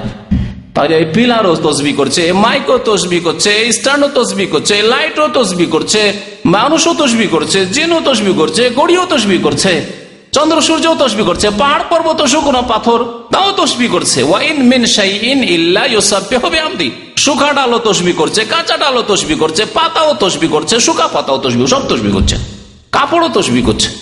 আল্লাহর কথা এটি সত্য। ওয়াইন মিন শাইইন ইল্লা, আর সত্য কেন? নবী করিম সাল্লাল্লাহু আলাইহি ওয়াসাল্লামের হাতে মুঠে, এটি একটি মুজিজা, নবী সাল্লাল্লাহু আলাইহি ওয়াসাল্লামের হাতে মুঠে নিতেন নবী সাল্লাল্লাহু আলাইহি ওয়াসাল্লাম এই পাথরগুলি, পাথর হাতে নিতেন আর তসবিহ শুনতে পেতেন নবী সাল্লাল্লাহু আলাইহি ওয়াসাল্লাম, সুবহানাল্লাহ সুবহানাল্লাহ সুবহানাল্লাহ, আল্লাহু আকবার। এই হচ্ছে নবী সাল্লাল্লাহু আলাইহি ওয়াসাল্লামের মুজিজা। তাহলে পাথরে কি রস আছে নাকি? পাথরে তসবিহ নবী সাল্লাল্লাহু আলাইহি ওয়াসাল্লাম শুনতে পেতেন। ওয়াইন মিন শাইইন ইল্লা ইউসাব্বিহু বিহামদি, এমন কিছু নেই পৃথিবীতে যে তসবিহ করে না। ওয়ালাকিন লা তাফকাহুনা তাসবিহাম, কিন্তু তোমরা তাদের তসবিহ বুঝো না। কেমন করে? মাইক কেমন করে তসবিহ করছে, কাপড়ে কেমন করে তসবিহ করছে, লোহাতে কেমন করে তসবিহ করছে, বুঝেন না আপনি, আল্লাহ জানেন। তাহলে বোঝা গেল যে এই তসবির কারণে কবর আযাব হালকা হয়েছে, এই ব্যাখ্যা ভুল ব্যাখ্যা। বোঝা গেল না? তাহলে কি সহি ব্যাখ্যা কি? তাহলে সেটা শুনে, সহি ব্যাখ্যা হচ্ছে যে যেহেতু এরা গুনাহগার, সেজন্য চিরকাল কবর আযাব হালকা হবে না। তো নবী করিম সাল্লাল্লাহু আলাইহি ওয়াসাল্লাম দোয়া করলেন এবং যে ডাল গেড়ে দিলেন, এই যে কদিন ডালটা শুকা থাকবে সে কদিন হালকা থাকবে, তারপরে কবর আযাব তাদের যেহেতু কাফফারা হইতে হবে, পাপ করেছে, পাপের শাস্তি পেতে হবে না, যে পাপের শাস্তি আবার চলতে থাকবে, তারপরে পাপ শেষ হয়ে গেলে তখন মাফ হয়ে যাবে। পাপের শাস্তি যখন শেষ হয়ে যাবে তখন মাফ হয়ে যাবে, হালকা হয়ে যাবে। এই জন্য একটি কথা বলতে গিয়ে ছুটে গেছে, সেটা আবার বলে দিচ্ছি যে কবর আযাব, শুরুতে বলেছিলাম কবর আযাব 2 প্রকার, এক হচ্ছে স্থায়ী আযাব আর একটা হচ্ছে অস্থায়ী আযাব। স্থায়ী আযাব কাফের, মুশরিক, মুনাফিকের জন্য, আর যারা ইসলাম বিনষ্টকারী কোনো কাজ, এর আগে 2 সপ্তাহ আগে বক্তব্য করেছে, ইসলাম নষ্ট করে দিল যারা, বেনামাজি, ইসলামের কোনো কিছু অস্বীকার করলো, কবর আযাবকে অস্বীকার করলো, কাফের হয়ে গেল। জি, এইরকম যারা কুফরি কাজ করলো, নামাজ ছেড়ে দিয়ে কুফরি কাজ করলো, তাদের জন্য চিরকাল আযাব হবে। আর বাকি যারা এমনি অন্য গুনাহগার, কাবিরা গুনাহ, তাদের চিরকাল কবর আযাব হবে না, দীর্ঘকাল হবে, কারো এক কাল হবে, কিছু কাল হবে, তারপরে যখন তার গুনহার, তার শাস্তি হয়ে গেছে তখন তাকে সাধারণ অবস্থায় ফিরিয়ে দেওয়া হবে। মুমিন যেহেতু, তখন আর কবর আযাব হবে না, কবর আযাব বন্ধ হয়ে যাবে। এই হচ্ছে দ্বিতীয় প্রকার কবর আযাব। আল্লাহ যেন আমাদেরকে বোঝার এবং আমল করার তৌফিক দান করেন। আল্লাহ পাক রব্বুল সহি রাস্তায় আমাদেরকে চলার জন্য তৌফিক দান করেন। আল্লাহ পাক রব্বুল আলামিন যেন দুনিয়ায় সুখী করেন, আখিরাতে সুখী করেন। সুবহান রাব্বিকা রাব্বিল ইজ্জাতি আম্মা ইয়াসিফুন ওয়া সালামুন আলাল মুরসালিন ওয়া আলহামদুলিল্লাহি রাব্বিল আলামিন।